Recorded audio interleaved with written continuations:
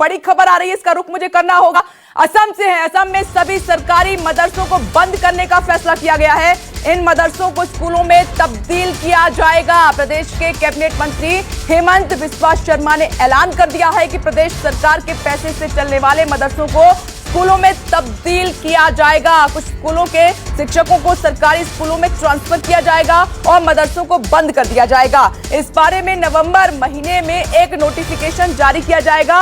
हेमंत बिस्वा शर्मा ने यह भी कहा है कि मेरी राय है कि सरकार के खर्च पर कुरान की पढ़ाई नहीं कराई जा सकती। अगर हमें ऐसा करना है तो हमें बाइबल और भगवत गीता को भी पढ़ाना होगा। देखिए, इस तरीके का ये स्टेटमेंट सामने निकल कर आया है। ये बड़ी खबर है कि राज्य में जितने भी मदरसे हैं उनको सरकारी स्कूल में कन्वर्ट कर दिया जाएगा। सुनिए जरा। Preparing our notification, Assam has the unique distinction of running madrasa through the government funding. In my knowledge, Government of West Bengal runs madrasa on the state funding, as well as probably one or two states they run the madrasa under the state funding.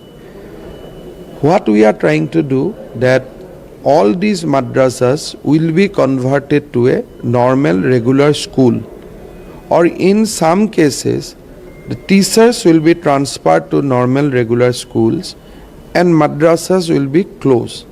So government will come out with this notification in the month of November. और इस खबर पर political editor Raman Kumar जुड़ गए हैं। सीधे इसका मतलब समझना चाहेंगे। रमन, ये जो असम सरकार ने बड़ा फैसला अचानक से लिया है, जरा इसका मतलब दर्शकों को समझाइए। प्रदेश असम में कुछ दिनों के बाद विधानसभा का चुनाव होने वाला है, लेकिन अभी बिहार में चुनाव हो रहा है। और आपने देखा होगा कि जैसे ही हेमंत बिस्वा शर्मा का बयान आया, तुरंत गिरिराज सिंह जो कि केंद्रीय मंत्री हैं, बिहार के बड़े बीजेपी नेता हैं, उनका ट्वीट आया।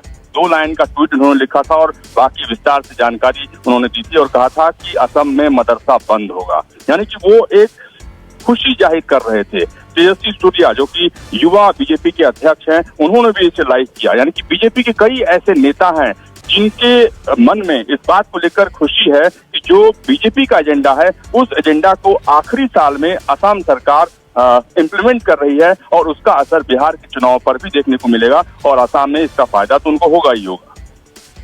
ठीक है रमन कुमार, आप मेरे साथ बने रहें। देखिए, ये अपने आप में अब तक का सबसे बड़ा फैसला है। ये सारी जो हलचल होती है, जो इस तरीके के फैसले लिए जाते हैं, इस तरीके के बयान नेता देते हैं, तो आप ध्यान से देखेंगे कि देश में कहीं ना कहीं बड़ा चुनाव हो रहा होता है। उसको देखते हुए इतने बड़े फैसले ले लिए जाते हैं। अब ये जो बयान दिया गया है, इस पर नवंबर में नोटिफिकेशन भी जारी होगा। सीधे कह रहे हैं कि सरकार के खर्च पर कुरान की पढ़ाई नहीं कर सकते, जो मदरसे हैं वो बंद हो जाएंगे। सरकारी खर्चे पर जो मदरसे चल रहे हैं उनको सरकारी स्कूलों में कन्वर्ट कर दिया जाएगा। तो चुनाव के वक्त में ही ये सब कुछ क्यों होता है और नेता ऐसे बयान क्यों देते हैं जिससे माहौल भड़के, हिंदू मुस्लिम हो जाए, इस तरीके से जात पात हो जाए? क्या इन सब से बचा नहीं जा सकता है? आज न्यूज़ 24 ये सवाल उठा रहा है। तमाम खास मेहमान मेरे साथ बने हुए हैं, लेकिन ये बड़ा सवाल यहां पर लगातार बरकरार रहेगा, क्योंकि अब तो जनता भी समझदार हो चुकी है कि आखिर कब तक जनता को गुमराह किया जाएगा। और हम यहां पर भ्रमित नहीं कर रहे हैं, बल्कि नेता अपने बयानों से जनता को भ्रमित करने की कोशिश करते हैं। नमस्कार, मैं हूं मानक गुप्ता।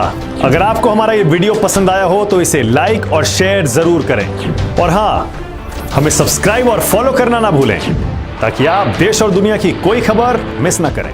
तो जुड़े रहिए हमारे साथ और देखते रहिए न्यूज़ 24।